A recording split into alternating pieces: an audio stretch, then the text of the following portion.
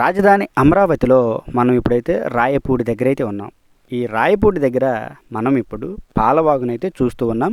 ఈ పాలవాగుని ఏ విధంగా తవ్వుతూ ఉన్నారు అని. అయితే ఇక్కడ రాయపూడి దగ్గర ఈ పాలవాగు తవ్వకానికి ఒక చిన్న అడ్డంకి అయితే ఉంది. అది ఏంటంటే ఇప్పుడు నేను మీకు చూపిస్తాను చూడండి. ఇదిగోండి పాలవాగుని ఇక్కడ వరకు తవ్విన తర్వాత ఒక 2 ఎకరాల మందం అయితే ఆపడం జరిగింది. ఎందుకు ఆపారు అని అంటే ఇక్కడ పొలానికి సంబంధించి ల్యాండ్ ఎక్వైజేషన్ ప్రాబ్లం ఉంది కాబట్టి ఈ 2 ఎకరాల మందం అంటే ఇంచుమించుగా ఒక 200 మీటర్లు ఒక 200 మీటర్లు అయితే ఈ పాలవాగుకి సంబంధించి తవ్వకం ఆపడం జరిగింది. అది ఎందుకంటే ల్యాండ్ ఎక్వైజేషన్ ప్రాబ్లం ఉంది కాబట్టి.